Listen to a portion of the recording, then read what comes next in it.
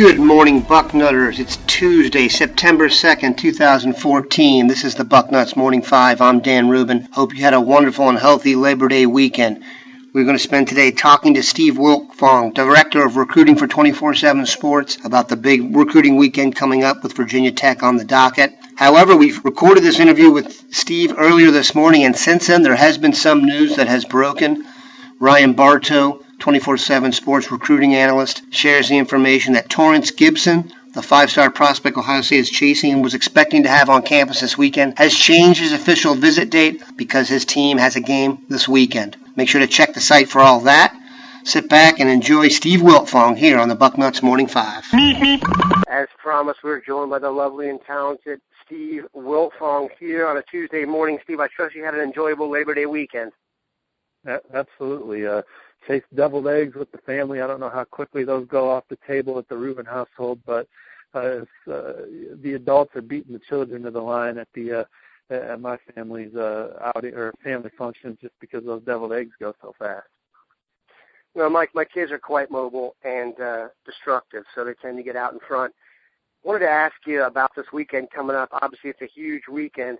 Guy we talked about for this whole time has kind of been the rainmaker of the class is Justin Hilliard. We were talking about him off the air. Tell us a little about him. Justin Hilliard, when he made his decision to commit early, he wanted to be a leader for the recruiting class of the school he chose. So he obviously chose Ohio State. He wants to be the ambassador for this 2015 recruiting class. And no bigger weekend for Justin Hilliard to recruit for Ohio State than right now, this weekend in Columbus, with all these five stars coming in. Damien Harris, the nation's number one ranked the nation's number one ranked running back according to the 24/7 Sports Composite. Torrance Gibson, the nation's number one ranked athlete recruit according to 24/7 Sports, top quarterback on the board for Ohio State at this point moving forward. Those are two guys that I still see being in Ohio State's class come February's National Signing Day, although there's plenty of competition for Harris right now. Those are two guys that I expect Hilliard's already clicked with Damien and has started building a relationship with Torrance, and look for that to continue developing on that front. You got Matthew Burrell, the top 100 offensive lineman from Virginia coming in. Ohio State is at one point was the clear leader. Now the Buckeyes are battling Florida and Florida State, among others, for this talented and coveted offensive lineman for Urban Meyer and his coaching staff. You got the nation's number one ranked player overall, and Josh Sweat, who I think has legitimate interest in Ohio State among his top five. I think he's seriously considering all of them. So this will be a chance for Ohio State to really make another impression on Josh Sweat, the nation's number one ranked player. So those are just a few of the outstanding names coming in. And then, as you know, Dan, there's a plethora of underclassmen, a couple guys just right off the bat that I expect to eventually be Buckeyes. Brendan Ferns, the nation's number two ranked inside linebacker according to 24/7 Sports. And then you got Nick Bosa, Joey Bosa's little brother, who Ohio State offered, I believe, when he was in 8th grade. Now he's one of the best defensive linemen in the country in the junior class. Those are two guys that I instantly see on the visit list, and I'm like, those are Buckeyes. Not necessarily this weekend, but just in general. All right, people, if that wasn't impressive, auditioned for Steve Wiltfong as the recruiting guru to end all recruiting gurus. I basically just introduced him, people, and he took off and ran. That was some great stuff.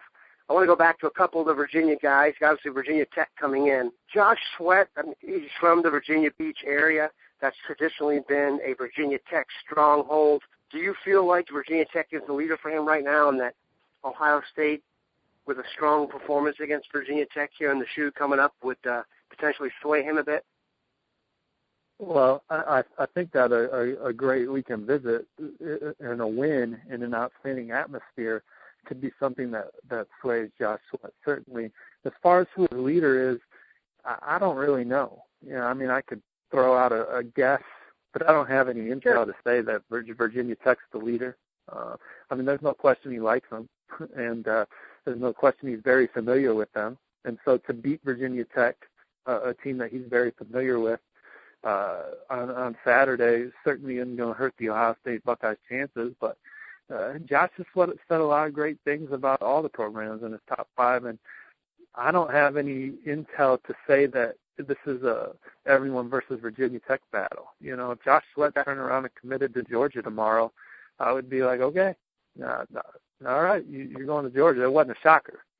where Van Jefferson, when Van Jefferson said he was going to Georgia, that was one where I raised an eyebrow and was a little surprised about that one, because up until when he said that he was going to announce his decision that day, I liked where Ohio State stood all the way there. And then he made a couple phone calls and found out, well, this young man's going to be a dog. And I was a little surprised by that. But Josh Sweat, any school in his top 5, if he chose Ohio State, I wouldn't be that surprised. I think he really liked Ohio State. And you see the production that Ohio State's going to get out of their defensive line, and I think they got a lot of draft picks currently playing on their defensive line. When you look at future drafts, there's a lot of reasons for him to be excited about the Buckeyes as well.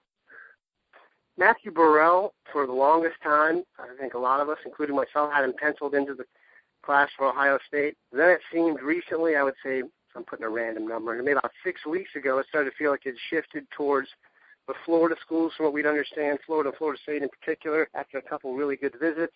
Now where do we stand? I assume this do you consider this almost a Hail Mary for Ohio State with Matthew Burrell, or it's closer than that?